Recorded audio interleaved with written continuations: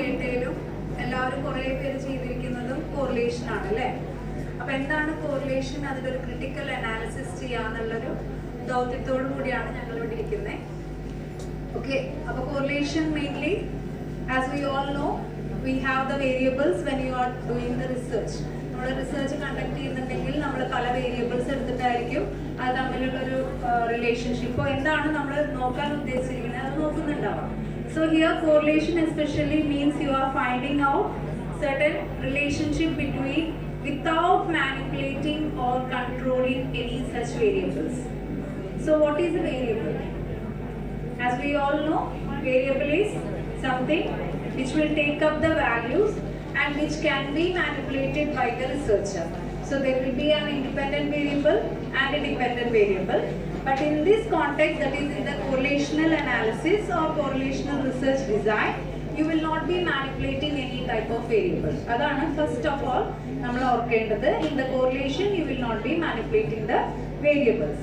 Then it is a non-experimental aspect.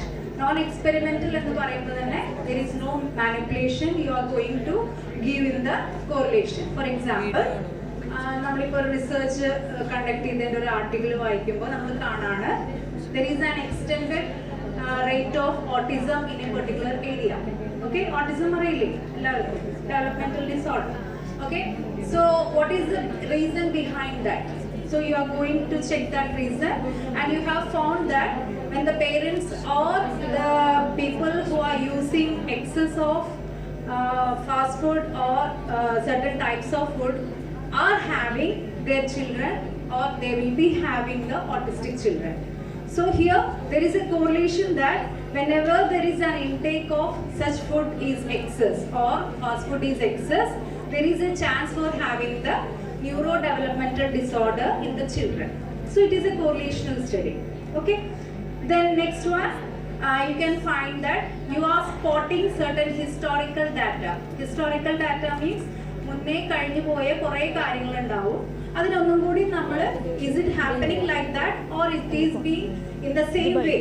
നമ്മൾ ആദ്യം വായിച്ചതും അല്ലെങ്കിൽ നമ്മൾ റിസർച്ച് ആർട്ടിക്കിൾസ് വായിച്ചപ്പോൾ കണ്ടെത്തിയ സെയിം ആസ്പെക്ട് തന്നെയാണോ ഇപ്പോഴും ഉള്ളത് എന്നറിയാൻ വേണ്ടിയിട്ട് നമ്മൾ യൂസ് ചെയ്യുന്ന certain procedures ആണ് correlational analysis. That is, you are looking back into the history. That is correlation. For example, you are finding that attendance in the classroom and your classroom performance. Usually എങ്ങനെയായിരിക്കും?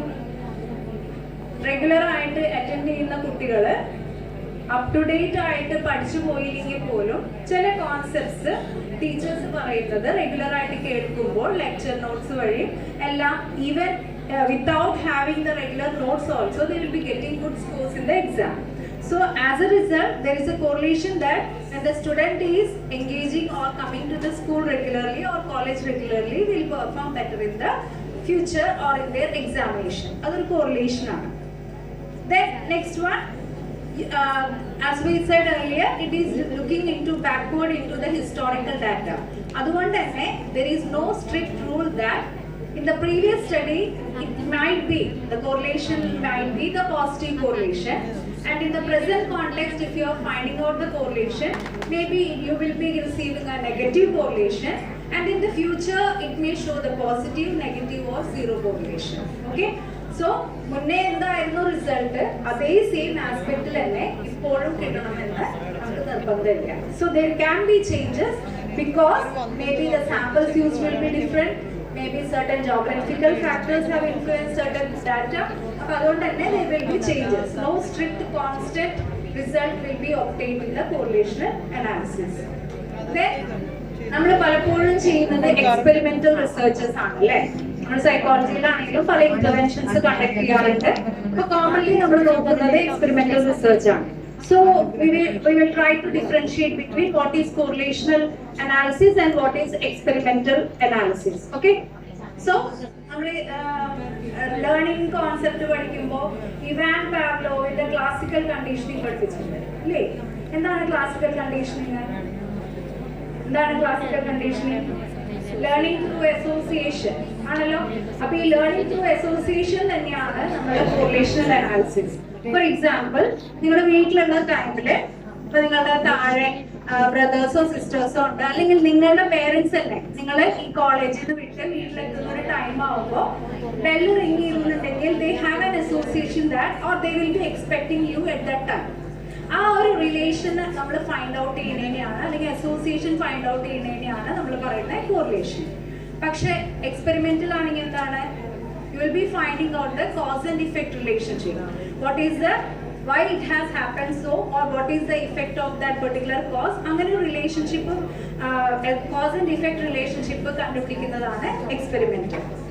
Then as we explained before, there will be no manipulation of variables in the correlation, whereas in the experimental you will be manipulating certain variables. For example, ചില medications നമ്മൾ കൊടുക്കുന്നു, അതിന്റെ dosages കൂട്ടുന്നു, അതിന്റെ effect എന്താണ്, ചിലപ്പോൾ interventions കൊടുക്കുന്നു, intervention based training കൊടുക്കുമ്പോൾ ആ ഇൻഡിവിജ്വലിൽ ബിഹേവിയർ ചേഞ്ചസ് വരുന്നുണ്ടോ നോക്കുന്നു. So there will be certain manipulations you are doing in the variables. Then there will be limited control over the variables in the correlational analysis, whereas you will be totally controlling the extraneous variables in the experimental analysis. Then നമ്മൾ control ചെയ്യാത്തതുകൊണ്ട് തന്നെ natural സെറ്റിംഗിൽ conduct ചെയ്യുന്ന പോലെയാണ് നമ്മൾ correlational analysis move on ചെയ്യുന്നത്. So there will be a high external validity. Okay, whereas in the experimental analysis or experimental method, as you are controlling the extraneous variables, you are manipulating. So there will be high internal validity, external validity will be less. Then what are the different types? In where are the situations you will be using the correlational data or correlational analysis? Normally in the natural setting. For example, when summer season വരുമ്പോൾ നമ്മൾ സിഗ്നലിൽ നിൽക്കുമ്പോൾ normally നമ്മൾ observe ചെയ്യാറുള്ളത് എന്താണ്, ഈ ടൈമിൽ നമ്മൾ കുറച്ച് നേരം സിഗ്നലിൽ നിൽക്കുമ്പോൾ വലിയ പ്രശ്നമൊന്നും ഇല്ലാണ്ട് വെഹിക്കിൾസ് എല്ലാം അവിടെ സ്റ്റോപ്പ് ചെയ്ത് നിൽക്കും. പക്ഷെ സമ്മർ സീസൺ ആകുമ്പോഴേക്കും ടെമ്പറേച്ചർ പീക്കപ്പ് ആവുമ്പോൾ ഹോൺ ചെയ്യുന്ന ആ ടെൻഡൻസി, ഡ്രൈവേഴ്സിന് ഹോൺ ചെയ്യുന്ന ടെൻഡൻസി കൂടുന്നു. So there is a relationship between the temperature as well as the behavior of the person. That's a natural setting occurring factor. അത് നമ്മൾ ഒബ്സർവ് ചെയ്യണത്. അതുകൊണ്ട് തന്നെ കോറിലേഷണൽ ഒബ്സർവേഷൻസ് അല്ലെങ്കിൽ കോറിലേഷണൽ സ്റ്റഡീസ് എല്ലാം കണ്ടക്ട് ചെയ്യുന്നത് നാച്ചുറൽ സെറ്റിംഗ്സിലായിരിക്കും. ദെൻ സർവേ ക്വസ്റ്റനേഴ്സ് യൂസ് ചെയ്തിട്ട് പെട്ടെന്ന് തന്നെ നമുക്കൊരു കാര്യം അറിയാൻ വേണ്ടിയിട്ട് നമ്മൾ യൂസ് ചെയ്യുന്നതും ഈ പറഞ്ഞ നാച്ചുറൽ സെറ്റിംഗ്സിലായതുകൊണ്ട് തന്നെ നമ്മൾ എന്ത് ചെയ്യുന്നു, ഈ പറഞ്ഞ കോറിലേഷണൽ ആസ്പെക്ട് ആണ് യൂസ് ചെയ്യുന്നത്. പിന്നെ ആർച്ചിവൽ റിസർച്ച്. എന്താണ് ആർച്ചിവൽ റിസർച്ച്? നമ്മൾ സെക്കൻഡറി ആയിട്ട് ഒബ്റ്റെയിൻ ചെയ്യുന്ന ഡാറ്റ യൂസ് ചെയ്തിട്ട് ചെയ്യുന്ന പല സ്റ്റഡീസും കോറിലേഷണൽ ലെവലിലാണ്. For example, you will be using the data from the records, school records അല്ലെങ്കിൽ ഹോസ്പിറ്റൽ റെക്കോർഡ്സ്, പല കേസ് സ്റ്റഡീസ്, ഇതെല്ലാം യൂസ് ചെയ്ത് നമ്മൾ എന്തെങ്കിലും റിസൾട്ട് കണ്ടെത്താൻ വേണ്ടിയിട്ട് നമ്മൾ യൂസ് ചെയ്യുന്ന മെത്തഡോളജിയും കോറിലേഷൻ റിസർച്ച് ആണ്. പിന്നെ എങ്ങനെയാണ് ഇത് ഇൻഡിക്കേറ്റ് ചെയ്യാറുള്ളത്? കോറിലേഷൻ എന്ന ആ ടേം അല്ലെങ്കിൽ ആ കോറിലേഷണൽ റിസർച്ച് ആണ് നമ്മൾ യൂസ് ചെയ്യുന്നത് എന്ന് പറയുമ്പോൾ അത് ഇൻഡിക്കേറ്റ് ചെയ്യുന്നത് എങ്ങനെയായിരിക്കും? സ്മോൾ ആർ അല്ലെ. പിന്നെ അത് റേഞ്ച് ചെയ്യുന്നത് എങ്ങനെയാണ്? +1 to -1.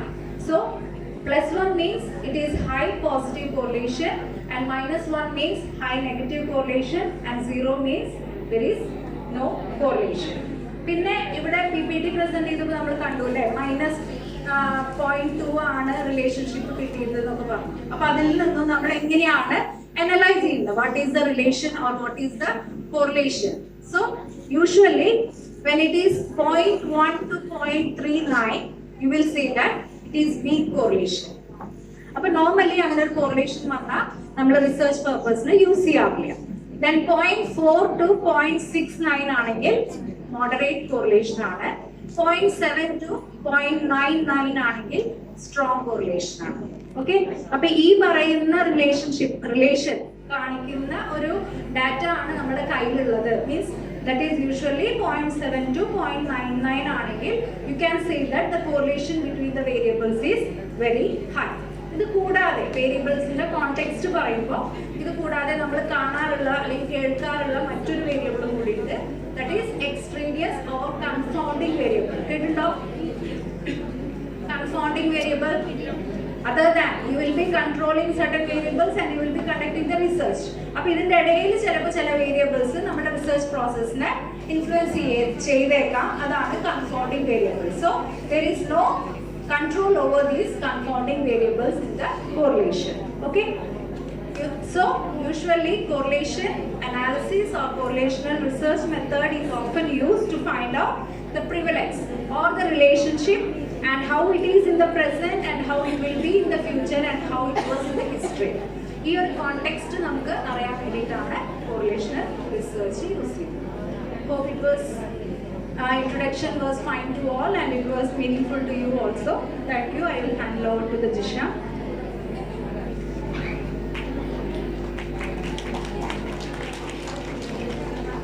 Good afternoon. എല്ലാവരും വീട്ടിൽ പോകാനുള്ള തയ്യാറെടുപ്പിലാണല്ലേ? എന്തായാലും ഇന്നത്തെ ദിവസം നമ്മളൊരു സൈക്കോളജി ആസ്പെക്ട്സുകൾ ഡിഫറെന്റ് ടോപ്പിക്സ് ഒക്കെ ഡിസ്കസ് ചെയ്യാൻ വേണ്ടി തീരുമാനിച്ചു വന്നതല്ലേ. അപ്പോൾ കുറച്ച് നേരം കൂടി ക്ഷമയോട് കൂടി നിങ്ങൾ അറ്റൻറ്റീവ് ആയിട്ടിരിക്കുക. ഈ ഒരു സെഷനും കൂടി നമുക്ക് ഫ്രൂട്ട്ഫുൾ ആക്കാനായിട്ട് കേട്ടോ. അപ്പോൾ നമ്മുടെ അജിത മിസ് വളരെ ഡീറ്റെയിൽ ആയിട്ട് തന്നെ എന്താണ് കോറിലേഷൻ സ്റ്റഡീസിനെ കുറിച്ചിട്ട് അതിന്റെ സിഗ്നിഫിക്കൻസും ടൈപ്സ് ഓഫ് കോറിലേഷനും എല്ലാം വളരെ വ്യക്തമായിട്ട് തന്നെ നമുക്ക് പറഞ്ഞു തന്നു. അതുകൊണ്ട് നമുക്ക് മനസ്സിലാക്കാൻ കഴിഞ്ഞു correlation is the strength of an association between variables. ഇപ്പോൾ കോറിലേഷന്റെ മീനിങ് എന്ന് പറഞ്ഞാൽ തന്നെ രണ്ട് ഡിഫറെന്റ് വേരിയബിൾസ് ഗോ ടുഗദർ, ഒരുമിച്ച് പോകുക എന്നുള്ളതാണ് കോറിലേഷന്റെ മീനിങ് എന്ന് പറഞ്ഞാൽ. അതുപോലെ തന്നെ കോറിലേഷൻ എന്ന് പറഞ്ഞാൽ ഒരു സിമ്മട്രി ആണ്. That means A and B is equal to B and A. അതേപോലെ ഒരു സിമ്മട്രിക്കലാണ് എന്ത് പറഞ്ഞത് കോറിലേഷൻ എന്ന് പറഞ്ഞു കഴിഞ്ഞാൽ. ഇപ്പൊ ഞാൻ ഇനി കോറിലേഷനെ കുറിച്ച് കൂടുതലൊന്നും പറയുന്നില്ല. What are the benefits of correlation അതാണ് ഞാൻ ഡിസ്കസ് ചെയ്യാൻ പോകുന്നത്. അല്ലെങ്കിൽ at what conditions we can apply correlation. ഒരു പ്രാക്ടിക്കൽ ആപ്ലിക്കേഷൻ ആണ് ഞാൻ കോറിലേഷനെ കുറിച്ച് പറയാൻ ഉദ്ദേശിക്കുന്നത്. ഇപ്പൊ നമ്മൾ നമ്മുടെ യൂഷ്വൽ എല്ലാ കാര്യങ്ങളും നോക്കിയാലും അവിടെ എന്ത് എക്സിസ്റ്റ് ചെയ്തിരിക്കുന്നത് കാണാം, ഒരു കോറിലേഷൻ എക്സിസ്റ്റ് ചെയ്തിരിക്കുന്നത് കാണാം. ഇപ്പൊ നമ്മളിപ്പോ റൂമിന്റെ ഉള്ളിൽ തന്നെ AC റൺ ചെയ്യിപ്പിക്കുന്നുണ്ട് അല്ലേ? കാരണം എന്താ, ഔട്ട്സൈഡ് എന്താണ്, ടെമ്പറേച്ചർ കൂടുതലാണ്. ആ ടെമ്പറേച്ചർ കുറയ്ക്കാൻ വേണ്ടി നമ്മൾ ഇവിടെ എന്ത് ചെയ്യുന്നു, AC റൺ ചെയ്യിപ്പിക്കുന്നു. അപ്പൊ ടെമ്പറേച്ചർ കൂടുന്നതനുസരിച്ചിട്ട് ACയുടെ ഫംഗ്ഷനിങ് കൂടുന്നുണ്ട്. അപ്പൊ അവിടെ എന്ത് എക്സിസ്റ്റ് ചെയ്യുന്നുണ്ട്, ഒരു കോറിലേഷൻ എക്സിസ്റ്റ് ചെയ്ത് നിൽക്കുന്നത് കാണാം. അതേപോലെ തന്നെ എന്ത് എക്സ്പെസ് എടുത്ത് നോക്കിയാലും അവിടെ ഒക്കെ ഒരു കോറിലേഷൻ എക്സിസ്റ്റ് ചെയ്ത് നിൽക്കുന്നത് നമുക്ക് കാണാനായിട്ട് സാധിക്കുന്നുണ്ട്. അപ്പൊ നമുക്ക് ചുരുക്കി പറഞ്ഞാൽ നമ്മൾ പറയാറുണ്ട് ഭൂഗോളത്തിന്റെ സ്പന്ദനം മുഴുവൻ മാത്തമാറ്റിക്സിൽ എന്ന് പറയുന്ന പോലെ എവിടെ നോക്കിയാലും നമുക്ക് എന്ത് കാണാൻ സാധിക്കുന്നുണ്ട്, ഒരു കോറിലേഷൻ കാണാനായിട്ട് നമുക്ക് സാധിക്കുന്നുണ്ട്. Am I correct? ഒന്ന് അനലൈസ് ചെയ്ത് നോക്കൂ, നിങ്ങളുടെ ബിഹേവിയർ നിങ്ങളൊന്ന് അനലൈസ് ചെയ്ത് നോക്കൂ. എന്തിലാണെന്നുണ്ടെങ്കിലും ഒരു കോറിലേഷൻ നിങ്ങൾക്ക് അവിടെ കാണാനായിട്ട് സാധിക്കുന്നുണ്ട്. അപ്പോൾ at what conditions we can apply correlation എന്ന് ചോദിച്ചിട്ടുണ്ടെങ്കിൽ നമുക്ക് ആദ്യം പറയാം, ഒരു പ്രാക്ടിക്കൽ കണ്ടീഷനിൽ ഒരു നാച്ചുറൽ സെറ്റിംഗ്സിൽ നമുക്ക് എന്ത് ചെയ്യാൻ പറ്റും, ഒരു കോറിലേഷൻ അപ്ലൈ ചെയ്യാൻ പറ്റും. എവിടെയൊക്കെയാണോ റിസർച്ചർക്ക് വേരിയബിൾസിനെ മാനിപ്പുലേറ്റ് ചെയ്യാൻ പറ്റാത്തൊരു കണ്ടീഷൻസ് അവിടെയൊക്കെ നമുക്ക് എന്ത് യൂസ് ചെയ്യാം, കോറിലേഷൻ നമുക്ക് യൂസ് ചെയ്യാൻ പറ്റും. നമുക്ക് എല്ലാ എക്സ്പെരിമെന്റ് എന്ത് ചെയ്യാൻ പറ്റില്ല, ഒരു എക്സ്പെരിമെന്റൽ സിറ്റുവേഷൻ അല്ലെങ്കിൽ ലബോറട്ടറി സെറ്റിംഗ്സ് നമുക്ക് ഒരിക്കലും എല്ലാ എക്സ്പെരിമെന്റ് ചെയ്യാനായിട്ട് സാധിക്കില്ല. അല്ലാത്ത കണ്ടീഷൻസ് ഒക്കെ വരുമ്പോൾ നമുക്ക് എന്ത് ചെയ്യാം, കോറിലേഷൻ സ്റ്റഡീസ് നമുക്ക് ആപ്റ്റായിട്ട് യൂസ് ചെയ്യാനായിട്ട് സാധിക്കുന്നുണ്ട്. അതേപോലെ തന്നെ ഈസി ആയിട്ട് തന്നെ ഒരു ഹൈപ്പോതെസിസ് സെറ്റ് ചെയ്യാനും, ഈസി ആയിട്ട് തന്നെ ഡാറ്റ കളക്ട് ചെയ്യാനും, ഈസി ആയിട്ട് തന്നെ സ്കോർ ചെയ്യാനും അനലൈസ് ചെയ്യാനും ഒക്കെ നമുക്ക് എന്ത് ചെയ്യാൻ സാധിക്കുന്നുണ്ട്, കോറിലേഷനിലൂടെ നമുക്ക് സാധിക്കുന്നുണ്ട്.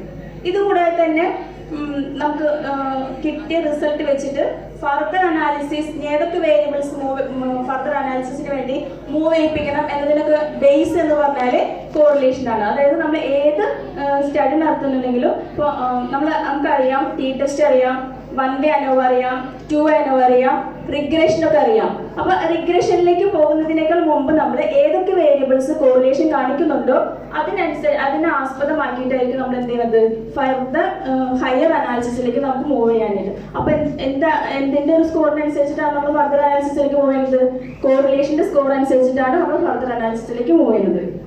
അതേപോലെ തന്നെ നമ്മളിവിടെ പ്രസന്റേഷന്റെ സമയത്ത് കുറെ കോറിലേഷൻ നമ്മൾ കാണിച്ചിട്ടുണ്ടായിരുന്നു. പക്ഷെ ആരും തന്നെ കോറിലേഷന്റെ ആ സ്കാറ്റർ പ്ലോട്ട്സ് ആരും അവിടെ എക്സ്പ്ലെയിൻ ചെയ്തിട്ടുണ്ടായിരുന്നില്ല. കാരണം ഈസി ആയിട്ട് അണ്ടർസ്റ്റാൻഡ് ചെയ്യാൻ പറ്റുന്ന ലെവലിൽ നമുക്ക് കോറിലേഷനെ പ്ലോട്ട് ചെയ്യാൻ പറ്റും. സ്കാറ്റർ ഡയഗ്രാംസ് അല്ലെങ്കിൽ സ്കാറ്റർ പ്ലോട്ട്സ് കണ്ടിട്ടുണ്ടായിരുന്നല്ലോ.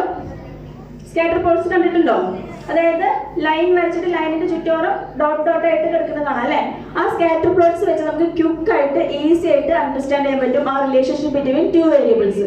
അതായത് നമ്മുടെ ആ ലൈൻ വരുന്നത് ലെഫ്റ്റ് കോർണറിൽ നിന്ന് റൈറ്റ് അപ്വേർഡിലേക്കാണെങ്കിൽ നമുക്ക് എന്ത് പറയാൻ പറ്റും, അതിന്റെ ഡയറക്ഷൻ എന്ന് പറഞ്ഞാൽ എന്താ, പോസിറ്റീവ് കോറിലേഷൻ ആണ്. ആ സമയം റൈറ്റ് അപ്വേർഡ് നിന്ന് ലെഫ്റ്റ് കോർണറിലേക്ക് വരുന്ന വെച്ചെങ്കിൽ നെഗറ്റീവ് കോറിലേഷൻ എന്ന് പറയാൻ പറ്റും. അതുപോലെ തന്നെ ഡാറ്റ സ്പ്രെഡ് ചെയ്തിരിക്കുന്ന ലൈനോട് ചേർന്നിട്ടാണെന്നുണ്ടെങ്കിൽ അതിന്റെ സ്ട്രെങ്ത് നമുക്ക് നോക്കിയാൽ മനസ്സിലാക്കാൻ പറ്റും. ലൈനോട് ചുറ്റിപ്പറ്റി കിടക്കുന്ന വെച്ചെങ്കിൽ നല്ല പോസിറ്റീവ് കോറിലേഷൻ അല്ലെങ്കിൽ നല്ല സ്ട്രെങ്ത് ആയിട്ടുള്ള കോറിലേഷൻ എന്ന് പറയാൻ പറ്റും. അവിടെ സ്കാറ്റർ ചെയ്തിട്ട് അവിടെ ഇവിടേക്ക് ആയിട്ട് കിടക്കുന്ന വെച്ചാൽ നമുക്ക് എന്താ പറയാം, നോ കോറിലേഷൻ നമുക്ക് പറയാം. അങ്ങനെ സ്കാറ്റർ പ്ലോട്ട്സ് വെച്ച് നമുക്ക് ഈസി ആയിട്ട് എന്ത് ചെയ്യാൻ പറ്റും, ഇന്റർപ്രറ്റ് ചെയ്യാനായിട്ട് സാധിക്കും. വാല്യൂ നോക്കിയില്ലെങ്കിലും തന്നെ നമുക്ക് സ്കാറ്റർ പ്ലോട്ട്സ് വെച്ചിട്ട് ഈസി ആയിട്ട് നമുക്ക് കോറിലേഷൻ അണ്ടർസ്റ്റാൻഡ് ചെയ്യാനായിട്ട് നമുക്ക് സാധിക്കുന്നുണ്ട്. അതേപോലെ തന്നെ പ്രിവാലൻസ്, റിലേഷൻഷിപ്പ് ഇതൊക്കെ മെഷർ ചെയ്യാനായിട്ട് നമുക്ക് ഈസി ആയിട്ട് കോറിലേഷൻ ഉള്ള മെത്തേഡ് ഉപയോഗിച്ച് നമുക്ക് സാധിക്കുന്നുണ്ട്. അതുപോലെ തന്നെ നമുക്ക് കോറിലേഷൻ നോൺ പാരാമെട്രിക് ടെസ്റ്റിൽ അല്ലെങ്കിൽ പാരാമെട്രിക് ടെസ്റ്റിൽ നമുക്ക് യൂസ് ചെയ്യാം. അതായത് പാരാമെട്രിക് എന്ന് പറഞ്ഞാൽ നോർമലി ഡിസ്ട്രിബ്യൂട്ട് ആയിട്ടുള്ള പോപ്പുലേഷനിൽ നിന്ന് സ്റ്റഡി നടത്തുമ്പോൾ അത് നമുക്ക് കോറിലേഷൻ യൂസ് ചെയ്യാം. അപ്പോൾ യൂസ് ചെയ്യുന്ന കോറിലേഷനാണ് പിയേഴ്സൺ കോറിലേഷൻ എന്ന് പറയും. അതേസമയം നോട്ട് നോർമലി ഡിസ്ട്രിബ്യൂട്ടഡ് ആയിട്ടുള്ള പോപ്പുലേഷനിലാണ് നമ്മൾ എടുക്കുന്നത് ഡാറ്റ കളക്ട് ചെയ്യുന്നത് വെച്ചെങ്കിൽ അപ്പോൾ നമുക്ക് കോറിലേഷൻ യൂസ് ചെയ്യാം. പക്ഷേ ഏത് കോറിലേഷൻ ആയിരിക്കണം, സ്പിയർമാൻസ് കോറിലേഷനാണ് നമ്മൾ യൂസ് ചെയ്യുന്നത്. അതായത് പാരാമെട്രിക് ടെസ്റ്റിൽ നമ്മൾ പിയേഴ്സൺ കോറിലേഷൻ ഉപയോഗിക്കുന്നു. നോൺ പാരാമെട്രിക് നമ്മൾ സ്പിയർമാൻസ് കോറിലേഷൻ ആണ് നമ്മൾ യൂസ് ചെയ്യുന്നത്, സ്പിയർമാൻസ് കോറിലേഷൻ. പിന്നെ പ്രാക്ടിക്കൽ ആപ്ലിക്കേഷൻ എന്ന് പറഞ്ഞാൽ ബിസിനസിന്റെ കേസ് നോക്കുകയാണെന്നുവെച്ചെങ്കിൽ ബിസിനസ് എന്ന് പറഞ്ഞാൽ കോറിലേഷൻ ആസ്പദമാക്കിയിട്ടാണ് ബിസിനസ് റൺ ചെയ്യിപ്പിക്കുന്നത്. അതായത് സെയിൽസിനനുസരിച്ചിട്ട് പ്രൊഡക്ഷൻ ഉണ്ടോ, സെയിൽസ് കൂടുന്നതനുസരിച്ചിട്ട് നമ്മൾ പ്രൊഡക്ഷൻ കൂട്ടുന്നു, അല്ലെങ്കിൽ അഡ്വർടൈസ്മെന്റ് അനുസരിച്ചിട്ട് സെയിൽസ് കൂടുന്നുണ്ടോ, ഇതിലൊക്കെ എന്ത് എക്സിസ്റ്റ് ചെയ്തിരിക്കുന്നുണ്ട്, ഒരു കോറിലേഷൻ എക്സിസ്റ്റ് ചെയ്തിരിക്കുന്നുണ്ട്. അപ്പൊ ഏത് ഫീൽഡ് നോക്കിയാലും അവിടെയൊക്കെ എന്തിനാസ്പദമാക്കിയിട്ടാണ് ഓരോ കാര്യങ്ങളും ഫ്യൂച്ചർ ഫോർകാസ്റ്റ് ചെയ്യണത് അല്ലെങ്കിൽ ഭാവി പ്രെഡിക്റ്റ് ചെയ്യുന്നതൊക്കെ എന്തിന്റെ അടിസ്ഥാനം എന്ന് പറഞ്ഞാലും അതെന്താണ്, കോറിലേഷൻ അടിസ്ഥാനപ്പെടുത്തിയിട്ടാണ് നമ്മൾ പറയുന്നത്. പിന്നെ എഡ്യൂക്കേഷൻ സെറ്റിംഗ്സ് നോക്കുകയാണെന്നുണ്ടെങ്കിൽ നിങ്ങളൊക്കെ ഡിഗ്രിക്ക് അഡ്മിഷൻ എടുക്കുന്നത് എന്തിന്റെ ബേസിലായിരുന്നു, നിങ്ങളുടെ +2ന്റെ മാർക്കിന്റെ ബേസിലാണ് നിങ്ങൾ അഡ്മിഷൻ എടുത്തിരിക്കുന്നത് അല്ലേ. അപ്പോൾ എന്ത് പ്രഡിക്റ്റ് ചെയ്തിട്ടായിരിക്കും അവിടെ നിങ്ങളെ അഡ്മിഷൻ എടുത്തിട്ടുണ്ടാവുക, നിങ്ങളുടെ +2 മാർക്ക് ഹൈ ഗ്രേഡ് കിട്ടി, അതുകൊണ്ട് തന്നെ എക്സ്പെക്ട് ചെയ്യുന്നത് എന്താ, ഡിഗ്രി ഫൈനൽ ഇയർ പഠിച്ചു പോകുമ്പോഴേക്കും നിങ്ങൾക്ക് എന്ത് കിട്ടുന്നുള്ള പ്രതീക്ഷയിലാണ്, ഹയർ സ്കോർ കിട്ടുന്നുള്ള പ്രതീക്ഷയിലാണ് നിങ്ങൾക്ക് അഡ്മിഷൻ തരുന്നത്. അപ്പോൾ അതിന് നമുക്ക് ഇപ്പോഴത്തെ കണ്ടീഷൻ വെച്ച് പ്രസന്റ് ഡാറ്റ വെച്ച് നമുക്ക് എന്ത് ചെയ്യാൻ സാധിക്കുന്നുണ്ട്, ഭാവി പ്രെഡിക്റ്റ് ചെയ്യാൻ നമുക്ക് സാധിക്കുന്നുണ്ട്. അപ്പൊ അതിൽ നമ്മൾ എന്താ ഉപയോഗിക്കുന്നത്, കോറിലേഷൻ ആണ് ഉപയോഗിക്കുന്നത്. ഫോർ എക്സാമ്പിൾ നമുക്ക് വേറെ സ്റ്റഡീന്റെ കാര്യം നോക്കുകയാണെങ്കിൽ school environment, family environment, there is a relationship between family environment and behavior of the children. ഇപ്പോൾ ഫാമിലി എൻവയോൺമെന്റ് നല്ലൊരു ഫാമിലി എൻവയോൺമെന്റ് ആണെന്നുണ്ടെങ്കിൽ കുട്ടികൾക്ക് നല്ലൊരു ബിഹേവിയർ ഡെവലപ്പ് ചെയ്യുന്നുണ്ട്. അത് അങ്ങനെ ഓരോ കാര്യങ്ങളും നമുക്ക് പ്രഡിക്ഷന് വേണ്ടി നമ്മൾ ഉപയോഗിക്കുന്നുണ്ട്, കോറിലേഷൻ ഉപയോഗിക്കുന്നുണ്ട്. അപ്പൊ ഇപ്പൊ ഞാൻ ചോദ്യം ചോദിക്കുകയാണ്, പ്രഡിക്ഷൻ എല്ലാ കാര്യങ്ങളിലും പ്രഡിക്ഷൻ അപ്ലിക്കബിൾ ആണോ എന്ന് ചോദിച്ചിട്ടുണ്ടെങ്കിൽ നമുക്ക് പറയാം എല്ലാ കാര്യങ്ങളിലും പ്രഡിക്ഷൻ അപ്ലിക്കബിൾ അല്ല. ചില കാര്യങ്ങളിൽ പ്രഡിക്ഷൻ അതിനൊരു എറർ സംഭവിക്കാനുള്ള സാധ്യത. ഫോർ എക്സാമ്പിൾ നേരത്തെ പറഞ്ഞ പോലെ എഡ്യൂക്കേഷൻ സെറ്റിംഗിൽ ഇപ്പൊ അഡ്മിഷൻ എടുത്ത കുട്ടികൾ നമ്മൾ +2ന്റെ മാർക്കിന്റെ അടിസ്ഥാനത്തിൽ നമ്മൾ ഡിഗ്രിക്ക് അഡ്മിഷൻ എടുക്കുന്നു. അതേസമയം ഫൈനലിൽ എത്തുമ്പോൾ നിങ്ങൾക്ക് അതേ പെർഫോമൻസ് തന്നെ കിട്ടണമെന്ന് നിർബന്ധമൊന്നുമില്ല അല്ലെ. ചിലപ്പോൾ അക്കാഡമിക്സിന്റെ മാർക്ക് കൂടാം കുറയാം. അത് തന്നെയാണ് ഇതിന്റെ മേജർ ചലഞ്ച് അല്ലെങ്കിൽ ക്രിട്ടിക് എന്ന് പറയുന്നത്. അതായത് ഒരു first course leads to next course അത് ഒരിക്കലും നമുക്ക് പറയാൻ പറ്റില്ല. ജസ്റ്റ് പ്രെഡിക്റ്റ് ചെയ്യാം എന്ന് മാത്രമേ പറയാൻ പറ്റുള്ളൂ. ഇന്ന കാരണങ്ങൾ കൊണ്ട് ഇന്ന കാരണം സംഭവിക്കാം, അല്ലെങ്കിൽ ഇന്ന കോഴ്സിലേക്ക് ലീഡ് ചെയ്യാം എന്നൊരിക്കലും നമുക്ക് പറയാൻ പറ്റില്ല. കാരണം എന്താ വെച്ചാൽ അങ്ങനെ പറയാൻ, അത് റിയൽ ലൈഫ് സിറ്റുവേഷനിൽ നമുക്ക് ഒരിക്കലും അങ്ങനെ പറയാൻ സാധിക്കില്ല എന്നുള്ളത് തന്നെയാണ് കോറിലേഷന്റെ ഒരു മേജർ ഡ്രോബാക്ക് എന്ന് പറയുന്നത്. അതുപോലെ തന്നെ +1 നല്ല മാർക്ക് കിട്ടിയ കുട്ടിക്ക് ഡിഗ്രി കഴിഞ്ഞ് പോകുമ്പോൾ നല്ല മാർക്ക് കിട്ടും എന്നൊരിക്കലും നമുക്ക് എന്ത് ചെയ്യാൻ പറ്റില്ല, പ്രെഡിക്റ്റ് ചെയ്യാം. പക്ഷെ അത് അങ്ങനെ തന്നെ സംഭവിക്കണം എന്നൊരിക്കലും നമുക്ക് പറയാനായിട്ട് സാധിക്കില്ല. This is the major drawback of correlation എന്ന് നമുക്ക് വേണമെങ്കിൽ പറയാം കേട്ടോ. ഇത്രയും പറഞ്ഞുകൊണ്ട് ഞാൻ എൻ്റെ വാക്കുകൾ അവസാനിപ്പിക്കുകയാണ്. ഞാനത് അടുത്തതിന്റെ മേജർ ക്രിട്ടിക്സും കാര്യങ്ങളൊക്കെ എക്സ്പ്ലെയിൻ ചെയ്യാനായിട്ടും ബയാസസും കാര്യങ്ങളൊക്കെ എക്സ്പ്ലെയിൻ ചെയ്യാനായിട്ട് ഞാൻ അവർക്ക് ലിപിക്ക് ഹാൻഡ് ഓവർ ചെയ്യാണ് കേട്ടോ. Thank you.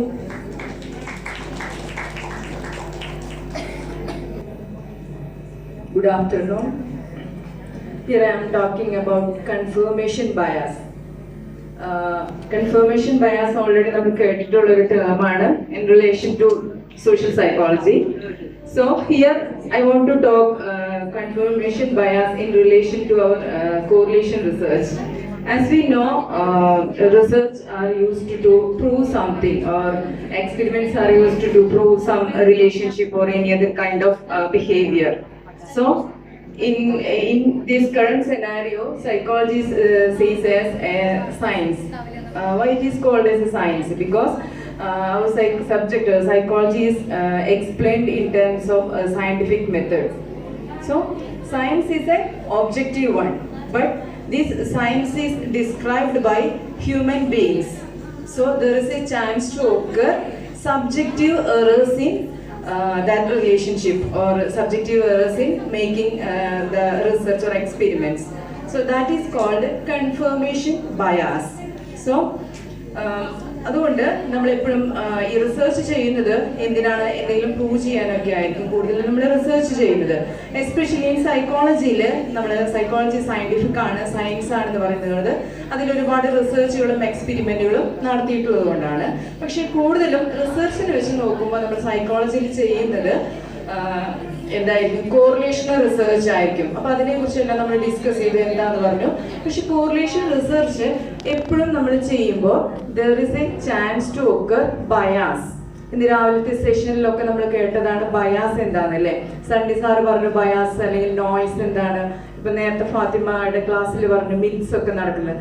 അതുപോലെ തന്നെ ഒരു സംഭവമാണ് നമ്മുടെ കൺഫർമേഷൻ ബയാസ് എന്ന് പറയുന്നത്. നമ്മളെപ്പോഴും കോറിലേഷനിൽ we make a null hypothesis, or there is a relationship between these two independent and dependent variable. അതാണ് എപ്പോഴും കോറിലേഷനിൽ നമ്മൾ ചെയ്യുന്നത്. പക്ഷേ a scientific method and the different scientific method are used to find out this correlation.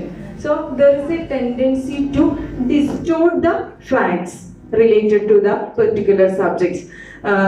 And they are going to hide the factors related to the relationship. That is called a confirmation bias. അപ്പോൾ അതിൽ നമ്മളെപ്പോഴും വരുന്നത്, ഇപ്പോൾ we want to study the relationship between violation and watching TV. We want to make a relationship. ഇത് രണ്ടും തമ്മിൽ എന്തെങ്കിലും relationship ഉണ്ടോ എന്നാണ് കണ്ടുപിടിക്കുന്നത്. അപ്പൊ നമുക്ക് എപ്പോഴും എന്താണ് വേണ്ടത്, we want to prove this relationship. അങ്ങനെയും വെച്ചിട്ടാണ് നമ്മൾ ഹൈപ്പോത്തിസിസ് സെറ്റ് ചെയ്യുന്നത് അല്ലേ.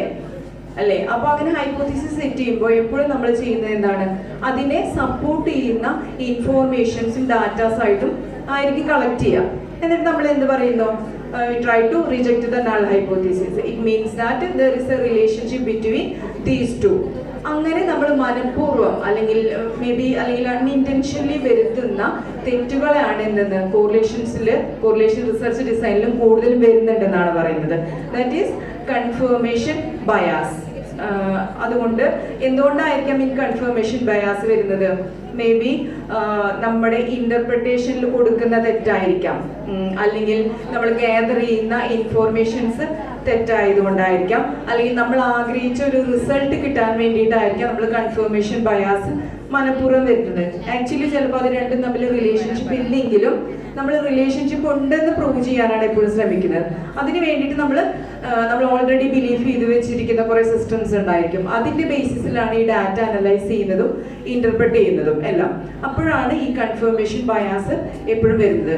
അങ്ങനെ കൺഫർമേഷൻ ബയാസ് വരുന്നത് മെയിൻ ആയിട്ട് ഇപ്പോൾ നമ്മൾ നമ്മൾ ഡിഗ്രി പ്രൊജക്ട് ചെയ്യുമ്പോൾ അല്ലെങ്കിൽ റിസർച്ച് ചെയ്യുമ്പോൾ നമ്മൾ മെത്തേഡ് എഴുതും, അല്ലെങ്കിൽ അതിന്റെ ഓരോ സ്റ്റെപ്പ് വൈസ് ചെയ്യും. അപ്പോൾ ഇപ്പോൾ ഒരു നൾ ഹൈപ്പോത്തിസിസ് സെറ്റ് ചെയ്യുമ്പോൾ, അല്ലെങ്കിൽ there is a relationship between academic achievement and depression, നമ്മൾ എന്ത് ചെയ്യും, ആ സെറ്റ് ചെയ്യുമ്പോൾ അതിനെ പ്രൂവ് ചെയ്യാനുള്ള സ്റ്റഡീസ് ആയിരിക്കും നമ്മൾ കൂടുതൽ ഗ്യാദർ ചെയ്യുന്നത്, അല്ലെങ്കിൽ അതിനെ സപ്പോർട്ട് ചെയ്യുന്ന ഡാറ്റ ആയിരിക്കും. കാരണം നമുക്ക് ഫൈനൽ റിസൾട്ട് വേണ്ടത് ഈ പറഞ്ഞ കാര്യം ശരിയാണ്, there is a relationship between academic failures and depression. അപ്പോൾ അതുപോലെയുള്ള പ്രോബ്ലംസിനെയാണ് എസ്പെഷ്യലി കൺഫർമേഷൻ ബയാസ് എന്ന് നമ്മൾ നമ്മുടെ റിസർച്ചിൽ, എസ്പെഷ്യലി ഇൻ കോറിലേഷൻ റിസർച്ചിൽ കൺഫർമേഷൻ ബയാസിനെ കുറിച്ചിട്ട് പറയുന്നത്. ഓക്കെ, എത്രയാണ് എനിക്ക് കൺഫർമേഷൻ ബയാസിനെ. നെക്സ്റ്റ് ബയാന.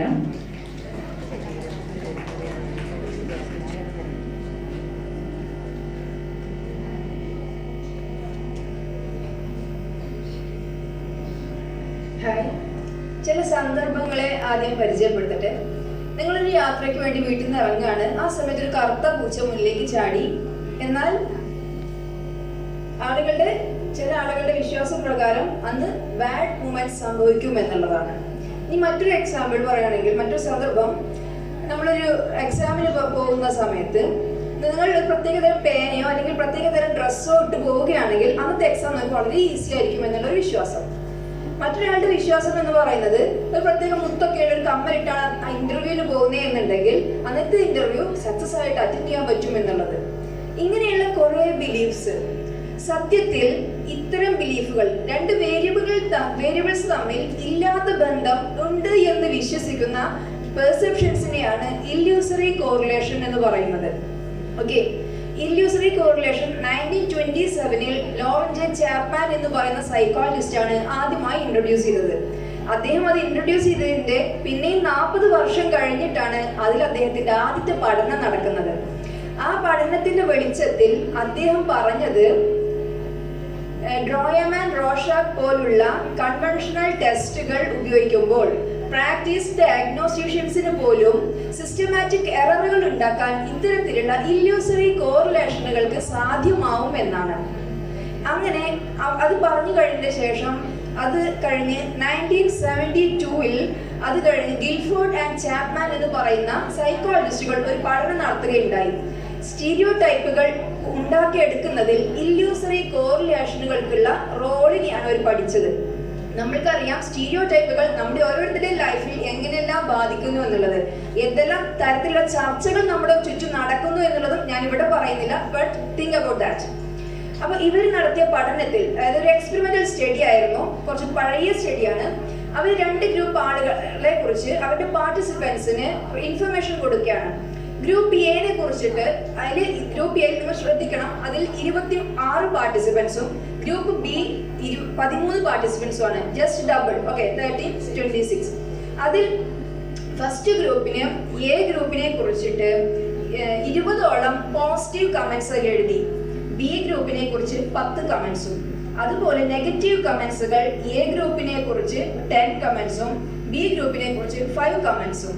ഇതിനെ രണ്ടും വായിക്കാൻ കൊടുത്തതിന്റെ ശേഷം ഈ റിസർച്ചേഴ്സ് ഈ 2 ഗ്രൂപ്പിനെ കുറിച്ചുമുള്ള അവരുടെ അഭിപ്രായം ചോദിച്ചു. അതിൽ നിന്ന് കിട്ടിയത് ഏറ്റവും കുറവ് പാർട്ടിസിപ്പൻസ് ഉണ്ടായ ഗ്രൂപ്പിനെ കുറിച്ചാണ് മോശം സ്റ്റീരിയോ ടൈപ്പ് ബിഹേവിയർ അല്ലെങ്കിൽ അത്തരം ഫീച്ചേഴ്സ് ഇവർ ആട്രിബ്യൂട്ട് ചെയ്യപ്പെട്ടത്. ഈ പഠനത്തിന്റെ വെളിച്ചത്തിൽ അവർ പറഞ്ഞത് ഇല്യൂസറി കോറിലേഷനുകൾ സ്റ്റീരിയോ ടൈപ്പ് ഉണ്ടാകുന്നതിലേക്ക് നയിക്കുന്നു എന്നാണ്. എന്നാൽ സ്റ്റീരിയോ ടൈപ്പുകൾ എങ്ങനെ ഫോം ചെയ്യുന്നു എന്നുള്ളതിനെ കുറിച്ചുള്ള പഠനങ്ങൾ ഇപ്പോഴും നടന്നുകൊണ്ടിരിക്കുകയാണ്. അത് വന്ന വഴിയാണ് ഞാൻ പറയുന്നത്. ഓക്കെ, ഈ പഠനം കഴിഞ്ഞ് വീണ്ടും 1985 നടന്ന പഠനം, അത് ഹാമിൽട്ടൺ, ഡഗാൻ ആൻഡ് ട്രോയ്ലർ നടത്തിയ പഠനമാണ്. അപ്പൊ അവരതില് മെമ്മറിയുടെ റോളും കൂടെ ഇൻട്രൊഡ്യൂസ് ചെയ്തു. നമ്മളൊരു സാധനം കണ്ടാല് അതിൽ നമ്മുടെ മെമ്മറിയിട്ടൊന്ന് ചുഴറ്റിയതിന് ശേഷമാണ് അതിൽ ഒരാളെ കുറിച്ചോ അല്ലെങ്കിൽ ഒരു ബിഹേവിയർ അല്ലെങ്കിൽ ഒരു ഗ്രൂപ്പിനെ കുറിച്ചോ ഉള്ള ഇമേജ് ഉണ്ടാക്കിയെടുക്കുന്നത് എന്ന് അവര് പറഞ്ഞു. അത് കഴിഞ്ഞ് 2017 ഡിസ്റ്റിങ്ക്റ്റീവ്നെസ് ക്യാൻ പ്രോംപ്റ്റ് സ്റ്റീരിയോടൈപ്സ് അല്ലെങ്കിൽ ഇല്യൂസറി കോറിലേഷനുകൾ ഉണ്ടാക്കിയെടുക്കാൻ പറ്റും. അത് വേറിട്ട് നിൽക്കുന്ന കാര്യങ്ങൾ. ഇപ്പൊ നമ്മുടെ നാട്ടിൽ റിലീജിയൻ ആയിട്ടോ കാസ്റ്റ് ആയിട്ടോ ഒക്കെ പലതരത്തിലുള്ള കാര്യങ്ങൾ പറയപ്പെടുന്നുണ്ട്. അപ്പൊ ഏതെങ്കിലും ഒരു ചെറിയ മൈനോറിറ്റി ഗ്രൂപ്പ് എന്തെങ്കിലും ഒരു കാര്യം ചെയ്യുന്ന സമയത്ത് അവരെ പെട്ടെന്ന് സ്റ്റാമ്പ് ചെയ്യപ്പെടുകയും അത് പെട്ടെന്ന് ഹൈലൈറ്റ് ചെയ്യപ്പെടുകയും ചെയ്യുന്നത് എന്തിന്റെ ഭാഗമാണ്? ഇത്തരത്തിലുള്ള ഇല്യൂസറി കോറിലേഷനുകളുടെ ഭാഗമാണ്. അപ്പോൾ അവർ പറയുന്നത് ഇത്തരം ഡിസ്റ്റിങ്ക്റ്റീവ് ആയിട്ട് കാണുന്ന ഫീച്ചേഴ്സ് പെട്ടെന്ന് നോട്ട് ചെയ്യപ്പെടും. ദെൻ അടുത്തത് 2020 നമ്മൾ ഏറ്റവും അടുത്ത് വന്ന് നിൽക്കുന്ന സ്റ്റഡിയാണ് ഡെസലെറ്റാൾ. കാരണം നിങ്ങൾ ഈ സ്റ്റഡി നോക്കിയാൽ അറിയാം, വളരെ സ്ലോ ഗ്രോത്ത് ആണ് ഈ ഏരിയയിൽ നടക്കുന്നത്. ഓക്കെ, ഇതിൽ താല്പര്യമുള്ള ആളുകൾക്കൊക്കെ ഗവേഷണം നടത്താൻ പറ്റുന്ന ഒരു ഏരിയ ആണ്. 2020 എത്തിയത് മെമ്മറി ഫാക്ടർ പറഞ്ഞു, അതിന്റെ ഡിസ്റ്റിങ്ക്റ്റീവ്നെസ് പാർട്ട് പറഞ്ഞു. ദെൻ അടുത്തത് എത്തിയിട്ടുള്ളത് ഇമോഷണൽ പാർട്ടാണ്. നമ്മൾക്ക് ഇത്രയും ഡിസ്റ്റിങ്ക്റ്റീവ് ആയിട്ടോ അല്ലെങ്കിൽ മെമ്മറിയിൽ നിൽക്കുന്ന ഫാക്ടർ മാത്രമല്ല, അതിന്റെ കൂടെ ഒരു ഇമോഷണൽ ബാക്കപ്പ് കൂടെ അതിൽ വരുന്ന സമയത്ത് എന്താണ്, അത് കൂടുതൽ നമ്മൾ അത്തരം ബിഹേവിയറിനെ നോട്ട് ചെയ്യപ്പെടുകയും അത് സ്റ്റീരിയോ ടൈപ്പുകൾ ഫോം ചെയ്യുന്നതിലേക്ക് നടക്കും എന്ന് പറയുന്നത്. ഇപ്പൊ നമ്മളൊരു ഹോട്ടലിൽ കയറിയിട്ട് ഭക്ഷണം കഴിക്കുമ്പോൾ ഒരു മോശം ഭക്ഷണം ഒരു പ്രാവശ്യം കിട്ടിയാൽ എന്താണ് എന്താ നമ്മൾ പറയാ? അവിടുത്തെ ഭക്ഷണം ഫുൾ മോശമാണെന്ന് പറയില്ലേ? ഇവർ അങ്ങനെ ഒരു ടെർമിനോളജി അതിന് പറഞ്ഞു ഫസ്റ്റ് ഷോട്ട് ഇല്യൂസറി കോറിലേഷൻ. അതായത് നമ്മളൊരു സ്റ്റീരിയോ ടൈപ്പ് ഒരു കാര്യത്തെ കുറിച്ച് പറയാൻ കുറെ പ്രാവശ്യം അത് കാണണമെന്നില്ല, ഒരൊറ്റ പ്രാവശ്യം ഉണ്ടായാൽ തന്നെ നമ്മൾ ഇത്തരത്തിൽ ജഡ്ജ്മെന്റിലായി പോകും എന്നാണ് അവരുടെ റിസർച്ച് ഫൈൻഡിങ്ങിലൂടെ പറയുന്നത്. ഇപ്പൊ മറ്റൊരു എക്സാമ്പിൾ പറയാം. ആൺകുട്ടികൾ പുരുഷന്മാർക്ക് അറിയാൻ പാടില്ല എന്ന് പറയുന്നത്. അതുപോലെ സ്ത്രീകളാണെങ്കിൽ അവർക്ക് എത്ര വേണമെങ്കിലും കരയാം. ശരിക്കും അതാണോ ശരിയായ വശം? അല്ല. പുരുഷനാണെങ്കിലും സ്ത്രീ ആണെങ്കിലും തന്റെ ഇമോഷൻ ശരിയായ രീതിയിൽ റെഗുലേറ്റ് ചെയ്യുകയും ശരിയായ രീതിയിൽ എക്സ്പ്രസ് ചെയ്യാനുള്ള കഴിവ് ഉണ്ടാവുക എന്നുള്ളത് ഏതൊരു മനുഷ്യന്റെയും മെന്റൽ ഹെൽത്തിന്റെയും മെന്റൽ വെൽബീയിങ്ങിനും അത്യാവശ്യമുള്ള കാര്യമാണ്. അപ്പൊ ഇവിടെ എന്താ സംഭവിക്കുന്നത്? ഇതിനൊരു കാരണം കൂടെ സമൂഹം കണ്ടെത്തും. പുരുഷൻ എന്തുകൊണ്ട് കരയാൻ പാടില്ല എന്ന് പറയാ? അവന്റെ പൗരുഷം കുറഞ്ഞു പോകും, അല്ലെങ്കിൽ അവന്റെ സ്ട്രെങ്ത് കുറയും എന്നാണ്.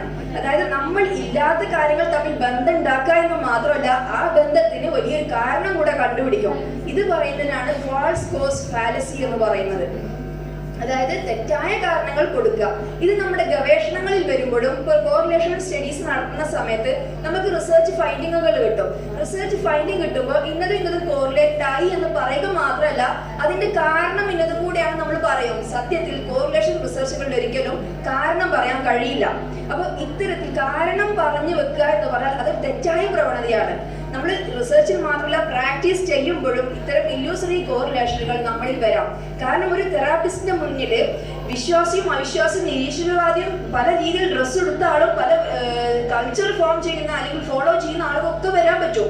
പക്ഷേ ബയാസ്ഡ് മൈൻഡോട് കൂടെ നമ്മൾ വിശ്വസിക്കുന്ന അല്ലെങ്കിൽ നമ്മൾ ഉള്ള പല ഇല്യൂസറി കോറിലേഷനുകളും നമ്മളിൽ ഉണ്ടാകുമ്പോൾ അത്തരം ബിലീഫ്സ് പിടിച്ച് നമ്മൾ റിസർച്ചിനെയോ നമ്മുടെ ക്ലയൻസിനെയോ അപ്രോച്ച് ചെയ്യുകയാണെങ്കിൽ അത് നമ്മുടെ തന്നെ പെർഫോമൻസിനെ ബാധിക്കും. മാത്രമല്ല നമ്മുടെ റിസർച്ച് ഔട്ട്പുട്ടിനെയും ക്ലയന്റ് വെൽബീയിങ്ങിനെയും അത് ബാധിക്കും. നെക്സ്റ്റ് സ്ലൈഡ് ഒന്ന് മൂവ് ചെയ്യാൻ പറ്റും?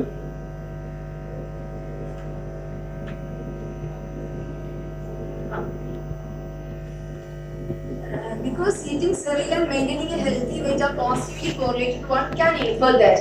ആ സെന്റൻസ് ഉണ്ടല്ലോ, അതിന് പറ്റിയ ഓപ്ഷൻ അതിന് ഏതാ? നിങ്ങളൊന്ന് വായിച്ചു നോക്കൂ. 1, 2, 3, 4. You can select anyone.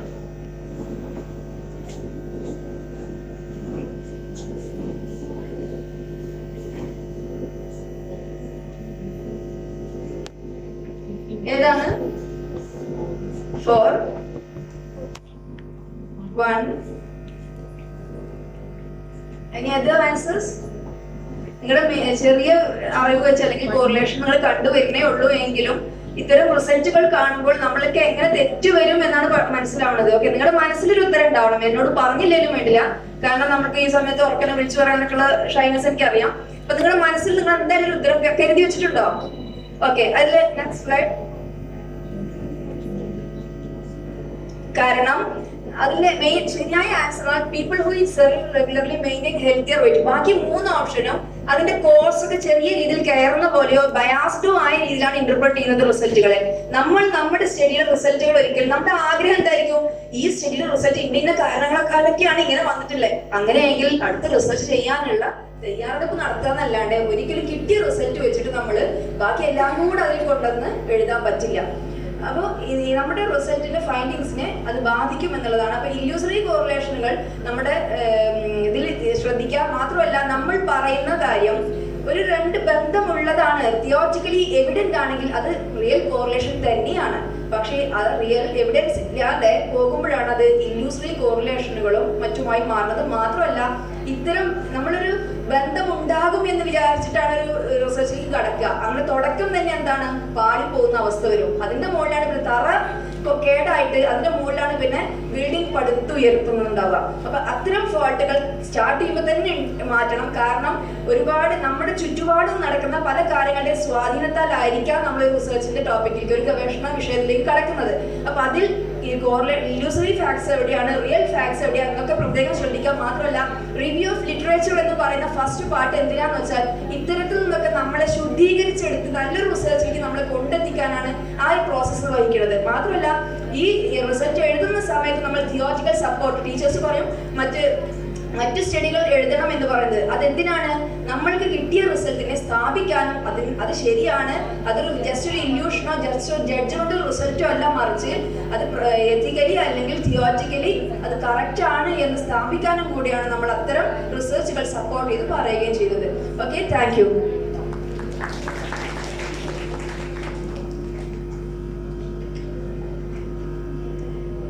There seems a positive correlation between overlap of time and eagerness to go home. അപ്പോൾ ആ ഒരു അവസ്ഥയിലാണ് എല്ലാവരും ഇരിക്കുന്നതെന്നാണ് തോന്നുന്നത്. ടൈം ഇങ്ങനെ കൂടിക്കൊണ്ടിരിക്കുന്നതോറും വീട്ടിലേക്ക് പോകാനുള്ള ഒരു ആഗ്രഹം കൂടിക്കൊണ്ടിരിക്കുകയാണ്. സോ നമ്മളൊരു കോറിലേഷൻ റിസർച്ചിനെ ബേസ് ചെയ്തിട്ടുള്ള വാട്ട് ഈസ് കോറിലേഷണൽ അനാലിസിസ്, അതേപോലെ തന്നെ benefits of correlational research, then what are the two major facts that might be happen during correlation analysis, that is a cognitive bias and illusory correlation. ഇത് നമുക്കിപ്പോൾ ഈ പറഞ്ഞിരിക്കുന്ന ഏതൊരു aspect എടുത്താലും ഇതെല്ലാം important ആണ്. And being the last one thing is setting of hypothesis. ഏതൊരു research സ്റ്റഡീസിലും ഏറ്റവും ഇമ്പോർട്ടൻ്റ് ആയിട്ടുള്ള ഒരു എലമെന്റ് ആണ് ഹൈപ്പോത്തസിസ് ഫോർമുലേറ്റ് ചെയ്യുക എന്ന് പറഞ്ഞിരിക്കുന്നത്. ഹൈപ്പോത്തസിസ് എന്ന് പറയുന്നത് it's merely A prediction and of course it's not absolutely a guess. Based on the previous research or based on the previous theoretical framework, we formulate a particular type of prediction. അതൊരു association ആണ്. ഇപ്പോൾ നമ്മൾ correlation എന്ന് പറയുമ്പോൾ association between, അല്ലെങ്കിൽ there is no association between two variables. ഇപ്പോൾ ഏതൊരു variables ആയാലും അത് ഇൻഡിപെൻഡന്റ് വേരിയബിൾ ആയിക്കോട്ടെ, അതൊരു ഡിപെൻഡന്റ് വേരിയബിൾ ആയിക്കോട്ടെ, അത് ഏതിലായാലും ഒരു റിസർച്ചർ അതിനെ മെഷർ ചെയ്യാനോ അല്ലെങ്കിൽ ഒബ്സർവ് ചെയ്യാനോ എടുക്കുന്ന ഒരു പ്രോസസ്സാണ് കോറിലേഷൻ റിസർച്ച് എന്ന് പറയുന്നത്. അതിൽ ഏറ്റവും ഇമ്പോർട്ടൻ്റ് ആയിട്ടുള്ള ഒരു എലമെന്റ് കൂടിയാണ് ഹൈപ്പോത്തസിസ് ഫോർമുലേറ്റ് ചെയ്യുക എന്ന് പറഞ്ഞിരിക്കുന്നത്. Then it is a tentative answer to a question that is not yet to be tested. നമ്മൾ ശ്രദ്ധിക്കുമ്പോൾ ഒരു റിസർച്ച് ഏറ്റവും ഫുള്ളി ഫ്രൂട്ട്ഫുൾ ആവുന്നത് നമ്മൾ അസ്യൂം ചെയ്തിട്ടുള്ള അല്ലെങ്കിൽ നമ്മൾ പ്രഡിക്റ്റീവ് ആയിട്ടുള്ള നമ്മുടെ റിസർച്ച് ക്വസ്റ്റ്യൻ, അതിനനുസരിച്ചുള്ള ഒരു ആൻസർ, അതിനനുസരിച്ചിട്ടുള്ള ഒരു വാലിഡ് ആയിട്ടുള്ള ഒരു സൊല്യൂഷൻ. ആൻസർ എന്ന് പറയുമ്പോൾ കറക്റ്റ് അത് ആവണമെന്നൊന്നുമില്ല. നമുക്ക് ചിലപ്പോൾ ആക്സെപ്റ്റ് ചെയ്യേണ്ടി വരാം, ചിലപ്പോൾ അത് റിജക്റ്റ് ചെയ്യേണ്ടി വരാം. What ever it may be, ഒരു വാലിഡ് ആയിട്ടുള്ള ഒരു സോഴ്സ് നമുക്ക് ലഭിക്കുമ്പോഴാണ് ആ ഒരു റിസർച്ച് വളരെയധികം ഇഫക്റ്റീവ് ആവുന്നത്. അപ്പോൾ ഇതിൽ പ്രധാനമായിട്ടും ഒരു why we should have to set a research hypothesis.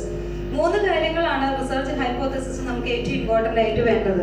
First one is definition of terms. നമ്മൾ എന്താണോ അവിടെ സ്റ്റഡി ചെയ്യാൻ ഉദ്ദേശിക്കുന്നത്, എന്ത് ആസ്പെക്റ്റിലാണോ നമ്മൾ വേരിയബിൾസ് എന്ന് പറയാം, അല്ലെങ്കിൽ ഡിഫറെന്റ് ടൈപ്സ് ഓഫ് എലമെന്റ്സ് പറയാം, ആ എലമെന്റ്സിനെ അല്ലെങ്കിൽ ആ വേരിയബിൾസിനെ നമുക്ക് ക്ലിയർ ആയിട്ട് ഡിഫൈൻ ചെയ്യാനായിട്ട് സാധിക്കണം based on our particular research area. Then second one is that there should be logical connections between the variables and the studying aspects. നമ്മൾ എന്താണോ പഠിക്കുന്നത് അല്ലെങ്കിൽ എന്താണോ റിസർച്ച് ചെയ്യുന്നത് അതിനൊരു കറക്റ്റ് ആയിട്ടുള്ള ലോജിക്കൽ സെൻസ് ഉണ്ടായിരിക്കും. ദാറ്റ് ഈസ് ഞാൻ ചെയ്യാൻ ഉദ്ദേശിക്കുന്ന study whether it should be testable or not, അത് നമുക്ക് വളരെ ക്ലിയർ ആയിട്ട് അസസ് ചെയ്യാൻ സാധിച്ചാൽ മാത്രമാണ് ഈ ഒരു റിസർച്ച് അല്ലെങ്കിൽ ഈ കോറിലേഷൻ റിസർച്ചിൽ വേരിയബിൾസ് നമുക്ക് അസസ് ചെയ്യാൻ സാധിക്കുള്ളൂ. And explanation of theories. അതിൽ ഒരു എക്സാമ്പിൾ പറയാണ്. 2021 international journal of social research and publications ഒരു സ്റ്റഡി കണ്ടക്ട് ചെയ്തിട്ടുണ്ടായിരുന്നു. That is research on gender stereotypes എന്ന് പറഞ്ഞിരിക്കുന്നത്. അതിൽ സ്റ്റഡിയുടെ കൺക്ലൂഷൻ എന്ന് പറഞ്ഞിരിക്കുന്നത് males are more prone to be anger and females are more prone to be very happy അല്ലെങ്കിൽ very sad അല്ലെങ്കിൽ വെരി ഹൈറ്റഡ് ഇമോഷണാലിറ്റി എന്നുള്ള രീതിയിലാണ് അവർ സ്റ്റഡി കൺക്ലൂഡ് ചെയ്തിട്ടുള്ളത്. And another study explains that there is an age and gender difference in self-esteem. അതിൽ self എസ്റ്റീമിൽ ഏജിനെ base ചെയ്തിട്ടും ജെൻഡറിനെ base ചെയ്തിട്ടും വളരെയധികം difference അവിടെ കാണാനായിട്ട് സാധിച്ചു. ഈ ഇത്തരത്തിലുള്ള പല സ്റ്റഡീസിലും even though there shows the difference, but they fail to explain what is the theoretical background behind that difference. അതിനാണ് നമ്മൾ ഹൈപ്പോത്തസിസ് സെറ്റ് ചെയ്യുമ്പോൾ ഏറ്റവും റെലവെന്റ് ആയിട്ടുള്ള ഒരു പോയിന്റ് മെഷർ ചെയ്യണമെന്ന് പറയുന്നത്. നമ്മൾ ഏതൊരു ഹൈപ്പോത്തസിസ് ഫോർമുലേറ്റ് ചെയ്യുമ്പോഴും there should be A theoretical framework. നമ്മൾ വെറുതെ ഗസ് അല്ലെങ്കിൽ ഒരു ജഡ്ജ്മെന്റിന്റെ ബേസിലോ ഒരു പർട്ടിക്കുലർ ടൈപ്പ് ഓഫ് സ്റ്റീരിയോ ടൈപ്പിന്റെ ബേസിലോ ഒരു ഗ്രൂപ്പിനെ ജനറലൈസ് ചെയ്യുമ്പോൾ, അല്ലെങ്കിൽ ഫീമെയിൽസ് ഇങ്ങനെയാണ്, മെയിൽസ് ഇങ്ങനെയാണ്, ദിസ് ടൈപ്പ് ഓഫ് റിലീജിയൻ ഇങ്ങനെയാണ്, അല്ലെങ്കിൽ ഈ റിലീജിയനിലുള്ള ആൾക്കാരുടെ ക്യാരക്ടർ പൊതുവെ ഇങ്ങനെയാണ്, ഇങ്ങനെയുള്ള ഒരുപാട് അസംഷൻസിലൂടെയാണ് പല സ്റ്റഡീസും നടക്കുന്നത്. അതിന് 2 ഫോൾട്ടുകളാണ് സംഭവിക്കുന്നത്. ഒന്ന് type 1 error, type 2 error happening. Second one very emotionally happening, that is the generalization. അപ്പൊ അങ്ങനെയുള്ള ഒരു ജനറലൈസേഷനിലോട്ടും അതേപോലെ തന്നെ സ്റ്റാറ്റിസ്റ്റിക്കൽ എറേഴ്സും കുറയ്ക്കാൻ വേണ്ടിയിട്ട് we should be very careful while dealing with the hypothesis. അതിൽ 2 ഫാക്ടേഴ്സ് ആണ് പറയുന്നത്. ഒന്ന്, ഹൈപ്പോത്തസിസ് ഷുഡ് ബി ടെസ്റ്റബിൾ. നമ്മൾ ഏതൊരു ടെസ്റ്റ് എടുക്കുമ്പോഴും ഒരു പ്രോബ്ലം വരുമ്പോൾ അത് എനിക്ക് അസസ് ചെയ്യാൻ പറ്റുന്നതാണോ, അല്ലെങ്കിൽ ആ ഒരു ആസ്പെക്ട് ഇപ്പൊ പ്രസന്റ്ലി അത് നമുക്ക് ടെസ്റ്റ് ചെയ്യാൻ സാധിക്കുന്നതാണോ നോക്കുക. Second one, falsibility. Whether the hypothesis is a falsibility. Falsibility doesn't mean that it is any kind of false. Rather, it means it is able to be proved to be false. നമ്മൾ ഏതൊരു sentence ആയിക്കോട്ടെ, ഏതൊരു study conclusion ആയിക്കോട്ടെ, അത് test ചെയ്ത് false ആണോ right ആണോ എന്ന് സ്ഥാപിക്കാൻ കഴിയുന്നുണ്ടെങ്കിൽ മാത്രമാണ് അതൊരു സയന്റിഫിക് സ്റ്റഡി ആകുന്നത്. So in the correlation research we just try to give a short glimpse of this, what is correlation and different types of correlation, what should be taken by having a correlation research in the forms of cognitive bias, illusory correlation, and the importance of setting hypothesis. So okay, so എന്തെങ്കിലും clarification ഉണ്ടെങ്കിൽ അറിയാം. ടൈമും നമ്മുടെ പോകാനുള്ള സമയം തമ്മിൽ ഒരുപാട് ബന്ധമുണ്ട്.